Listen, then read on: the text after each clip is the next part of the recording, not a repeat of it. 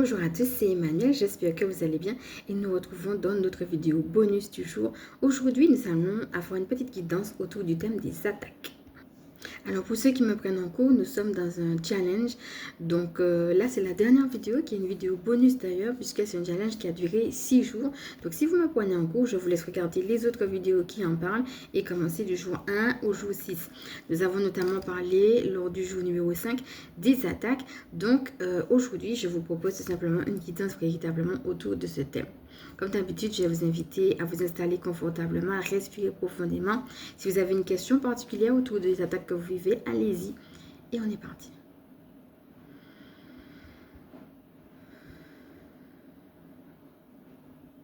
Donc si vous avez besoin de plus de pause, de plus de temps, pardon, vous pouvez bien évidemment mettre sur pause et puis revenir tranquillement à vous.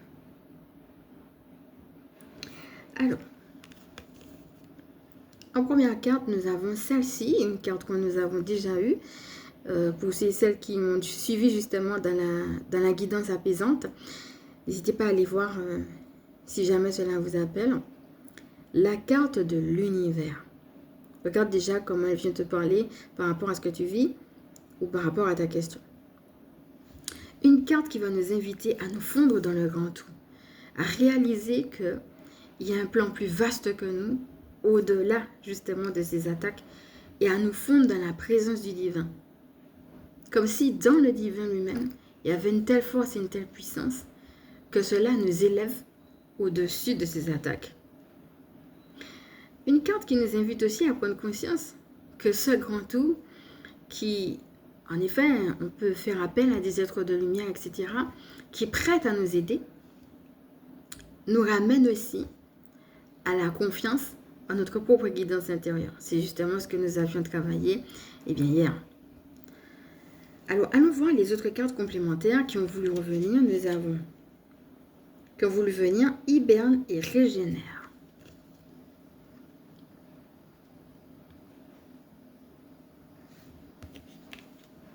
Renaissance et résurrection.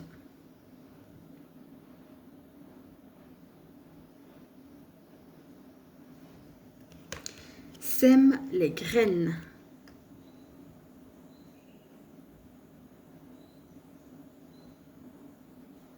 Et enfin, médite pour créer.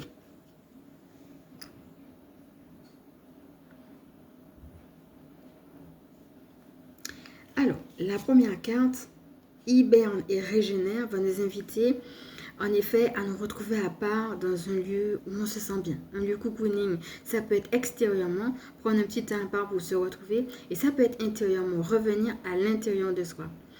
Alors, avec les cristaux de roche et puis le petit chat aussi qu'on a, ça peut aussi, moi ça me fait penser à ça. Quelle est ma véritable place? Pas la place qu'on a voulu me donner. Alors, pour certaines personnes, ça va être, je reste un petit peu dans quelque chose qui ne me correspond pas parce que justement j'ai eu un peu de tendresse, un peu d'affection.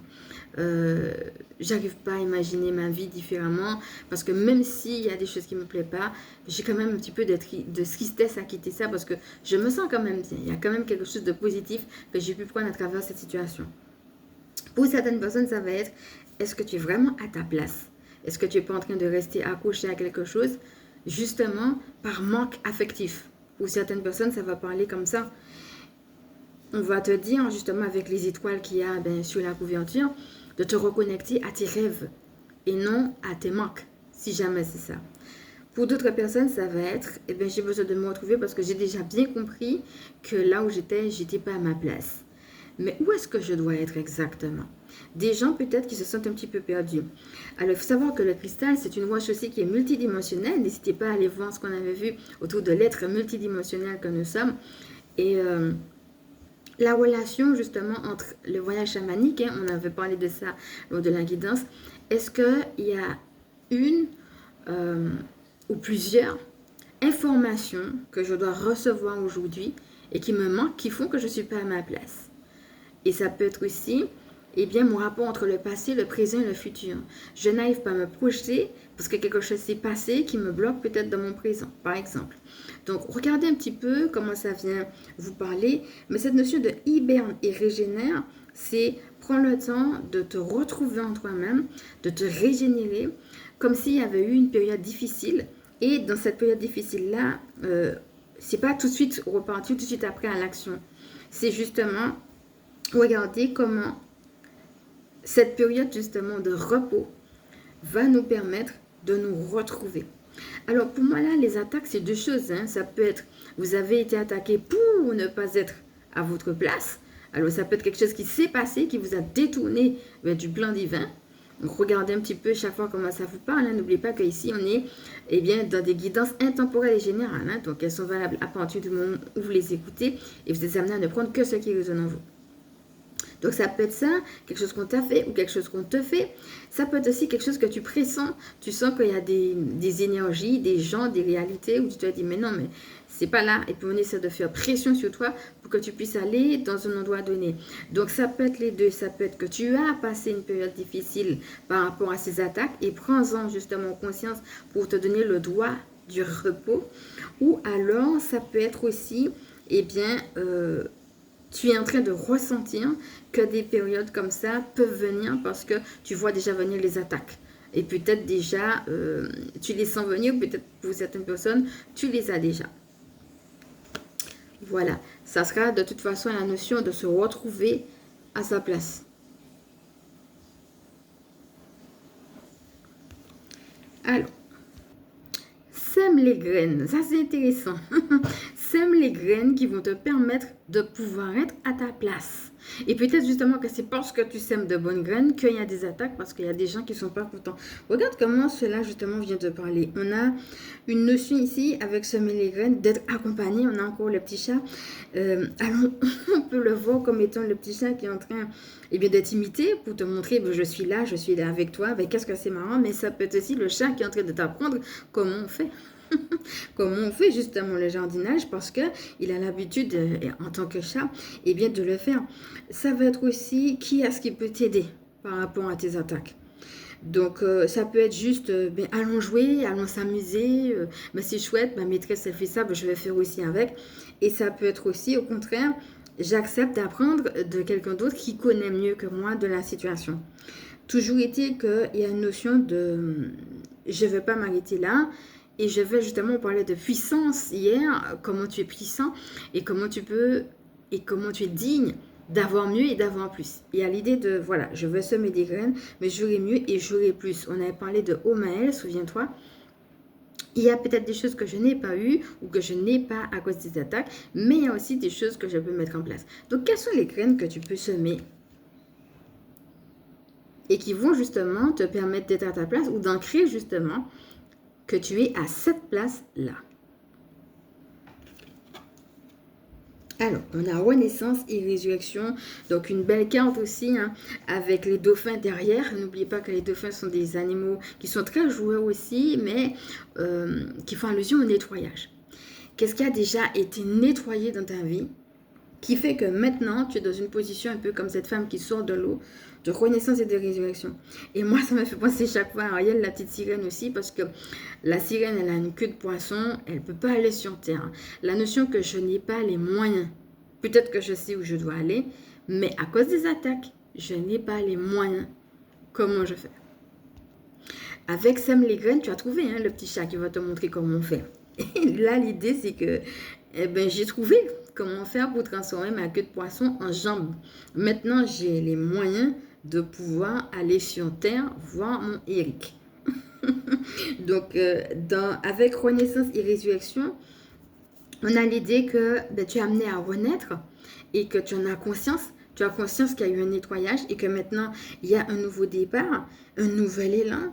Et avec les petites tortues qu'il y a en ombre, ça me fait penser que peut-être que tu as été ralenti justement par les attaques. Et là, on est en train de te dire, est-ce que tu vas faire attention à peut-être la chose qui veut absolument te ralentir pour justement la traiter et qu'elle ne te ralentisse plus. Et cette chose-là, certainement, t'empêche d'avoir les moyens d'aller là où tu dois aller.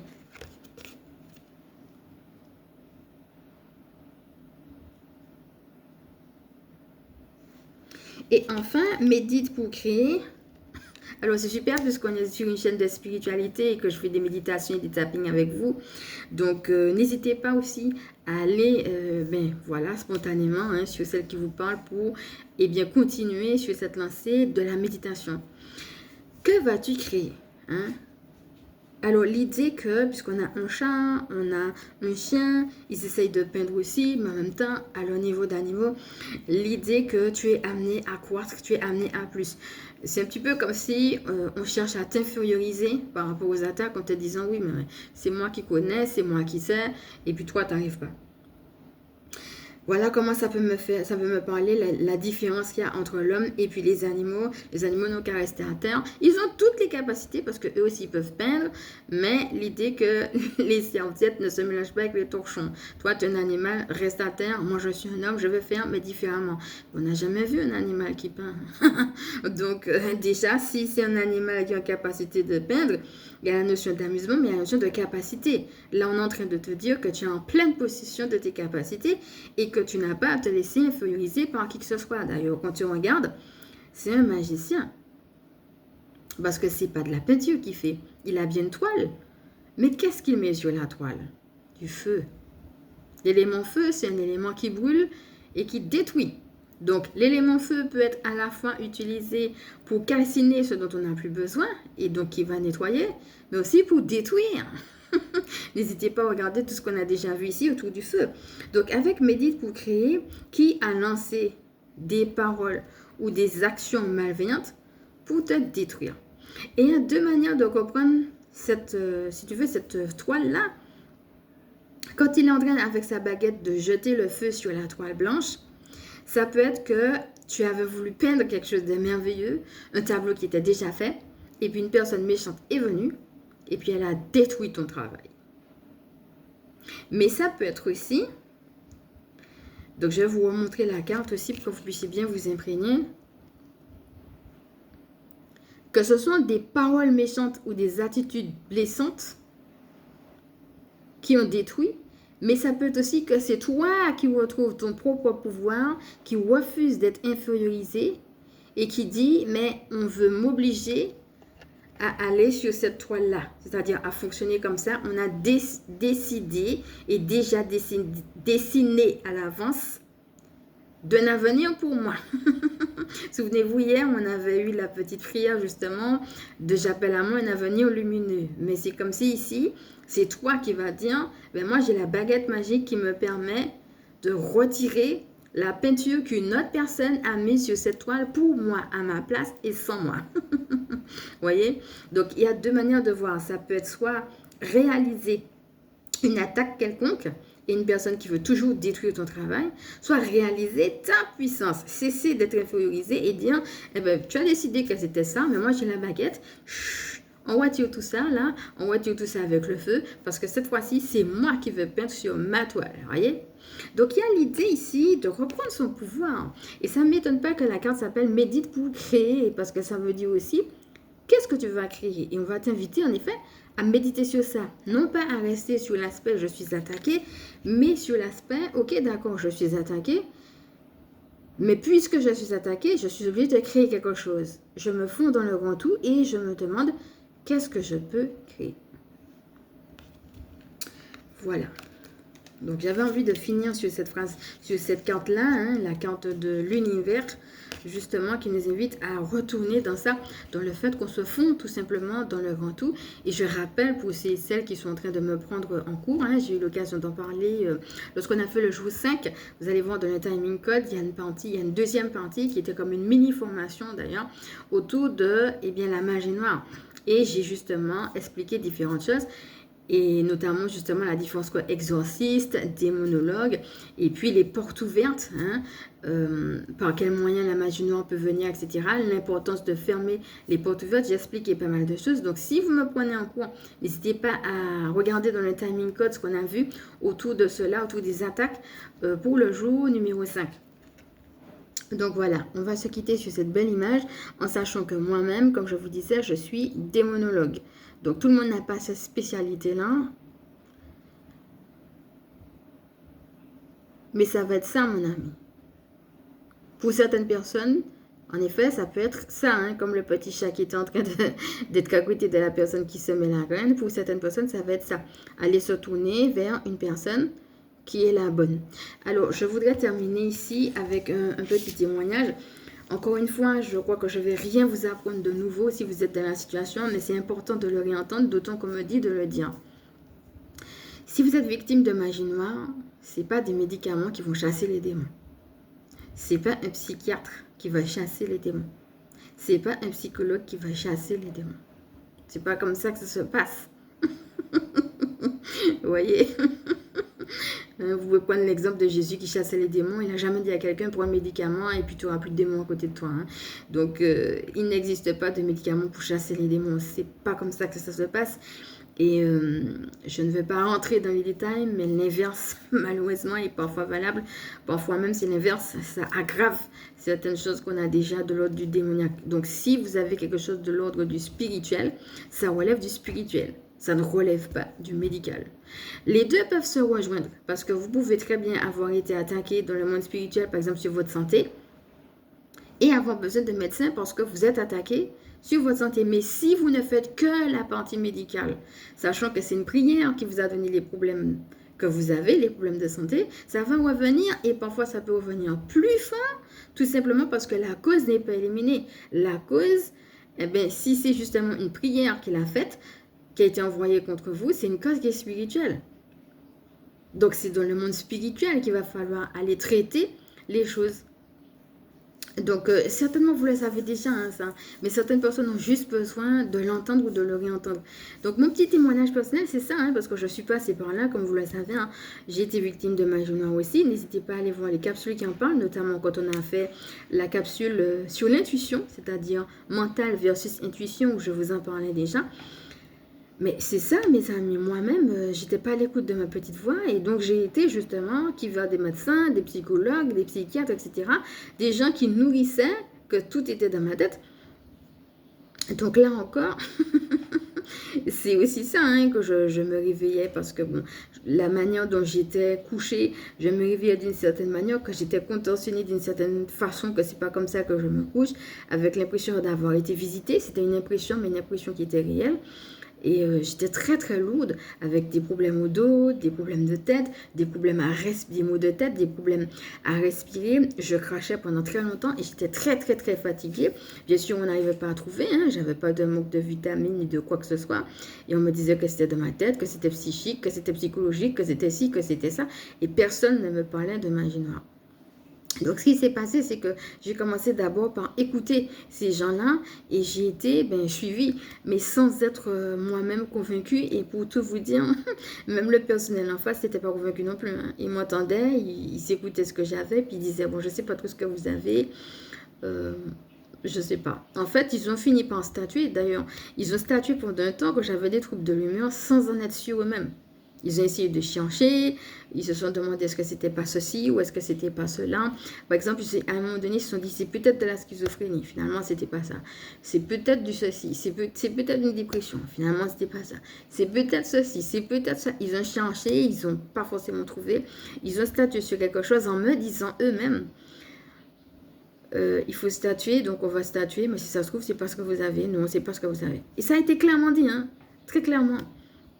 Donc, je me souviens, parce que j'entendais aussi des voix, je sentais des présences et j'entendais des voix, mais c'était tout à fait normal, les démons étaient autour de moi, donc j'étais obligée de sentir les présences et d'entendre leurs voix, ils étaient là, on les avait envoyés contre moi. Donc, mais moi-même qui n'étais pas à l'écoute de ma petite voix, mais ça a été jusqu'à un moment donné, on m'a gardé pendant 15 jours en observation à l'hôpital psychiatrique, en me relâchant et en me disant que je n'avais rien. Donc, mais si je vous dis tout ça, c'est pas seulement les gens, c'est aussi vous. Parce que si Dieu vous dit déjà de le départ que c'est spirituel et que vous vous tournez vers les médecins, ben, c'est pas de leur faute non plus. Est-ce qu'ils ont appris ce qu'est la magie noire? Je ne crois pas. Est-ce qu'ils ont appris comment on éradique la magie noire sur quelqu'un? Je ne crois pas. Et c'est facile de dire à une personne que tout est dans sa tête parce que c'est ce qu'on a appris. Donc, il y a une limite aussi. Alors, pourquoi savoir? Mais il n'y a aucune limite à Dieu et à son savoir en lui-même. Donc, si c'est du médical, c'est du médical. Si c'est du psychique ou du psychologique ou du psychiatrique, ok. Mais si ça l'est pas, ça l'est pas. Et seul Dieu, justement, peut vous révéler la vérité. Alors, pour continuer sur ma lancée, bien entendu, vous imaginez que c'est pas du tout ça qui a fait taire les démons. Vous imaginez bien que les présences, elles sont restées. Hein. Donc, après, elles sont restées, mais je priais aussi, j'avais ma relation à Dieu. Une relation qui, à ce moment-là, a commencé à s'assécher. Et c'était tout à fait normal, puisque au lieu d'obéir à Dieu, je priais, mais tout en obéissant à des choses qui n'étaient pas en accord et en alignement avec ce que j'avais. Et donc, il y avait les deux parts en moi. C'était une période, je crois que ça a été l'une des périodes les plus difficiles de ma vie, de ma relation à Dieu, hein, parce que c'était une période où je m'étais asséchée, où j'arrivais plus à entendre le Saint-Esprit comme avant. C'était tout à fait normal puisque j'obéissais pas, quoi.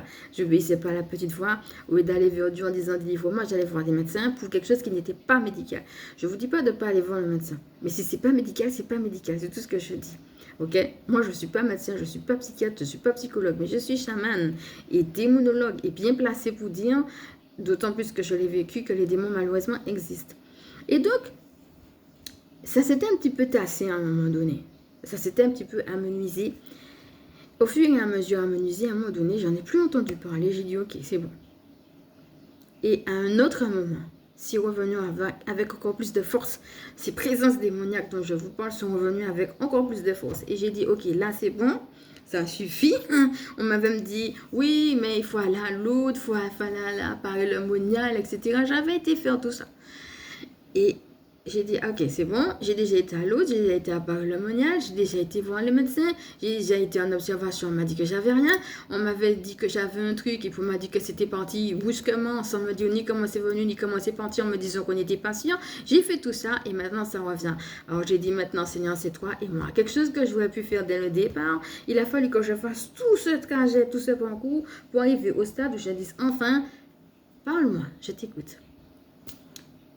En moins d'une semaine, je savais ce que j'avais, qui l'avait envoyé et comment l'éradiquer. Dieu m'avait tout simplement fait les révélations dont j'avais besoin. Alors je ne vous dis pas que tout est parti tout de suite, hein, parce que ça a été aussi un combat de longue haleine, il faut le dire. Hein. La délivrance, en ce qui me concerne en tout cas, ne s'est pas fait d'un coup. Mais les révélations se sont faites en quelques jours, parce que j'avais été demandé tout simplement au bon endroit. On avait déjà fait l'exercice ici. Si tu es victime de magie noire, c'est à Dieu qu'il faut demander. Parce que si tu es victime de magie noire et que tu parles de ça à une personne qui pense que la magie noire n'existe pas, elle va te dire que c'est dans ta tête. Donc si c'est dans ta tête et qu'il faut vraiment aller voir quelqu'un d'autre, ok. Mais si c'est pas dans ta tête, et d'autant plus qu'il y a plusieurs degrés, là encore je ne vais pas rentrer dans les détails, je vous ai parlé juste des présences en fait que je ressentais. Mais il y a différents degrés. Les choses du surnaturel existent. Et ceux et celles qui l'ont vécu le savent très bien. Malheureusement, les esprits méchants ont une préhension. Bon, ce qui est bien, c'est que les anges ont une préhension aussi. Les esprits bienheureux, heureusement, ont également une préhension physique hein, sur le corps, sur les objets. Ils peuvent physiquement toucher des choses, intervenir physiquement et même se manifester physiquement. D'accord hein, vous pouvez rester là et puis tout à coup, vous voyez un ange devant vous et qui prend une forme d'homme pour venir vous parler. C'est pas impossible. Hein? Ça n'arrive pas tous les jours. Enfin, si, ça arrive tous les jours, mais vous voyez, c'est pas forcément la forme la plus commune, mais heureusement, ça peut arriver hein, qu'un ange puisse, par exemple, se matérialiser physiquement, puisse pour vous parler. Moi, ça m'est déjà arrivé, hein. Ça arrive. Donc, ils ont une préhension, ils peuvent se manifester physiquement, ils peuvent toucher des gens, ils peuvent toucher des objets, etc. Bon. Mais c'est aussi valable pour les esprits méchants. Donc là, je ne vais pas rentrer dans les détails, mais en plus, si vous êtes victime de choses surnaturelles, il y a de grandes choses qu'on vous dise, mais non, c'est de ta tête, cela ne se fait pas, cela n'existe pas, alors que vous l'avez vécu. Donc, moi, je ne sais pas ce que tu vis, mais toi, tu sais. Et si tu sais ce que tu vis, ben tu sais ce que tu vis. Hein? On a beau te dire que tu étais dans ta tête et que la chose ne s'est pas passée, tu étais là quand ça s'est passé et tu sais très bien que ça s'est passé. Donc, va vraiment vers la bonne personne. Alors, moi, je l'ai déjà dit et je le répète. La personne numéro 1, c'est Dieu lui-même. Il n'y a personne au-dessus de Dieu pour des révélations telles que celle-ci. Alors là, personne ne peut surpasser Dieu lui-même. Moi, je me souviens, par exemple, à un moment donné, j'étais donc à un autre moment, justement, où j'ai été attaquée par de la magie noire. J'étais très, très, très faible physiquement. Et là, par contre, autant la première fois, Dieu m'avait fait des révélations pour que je puisse prier par rapport à ce que j'avais. Et puis bon, finalement, ça s'est fait. Mais autant la deuxième fois, j'étais fatiguée, j'étais faible. Et j'ai dit, bon, Seigneur, là, moi, je peux pas. Ok? Il faudrait que tu puisses me donner une personne, mais la bonne personne. Moi, je ne veux pas de charlatan. Parce que les charlatans existent. Malheureusement, il y en a dans ce milieu-là aussi. Donne-moi les signes et révèle-moi véritablement la bonne personne. Et finalement, il a placé la personne. Et c'est même pas moi qui me dit ce que j'avais, c'est lui, justement. Ben, avec sa capacité de voyance, il m'a dit, mais vous avez ça, ça et ça, ça, ça et ça, etc.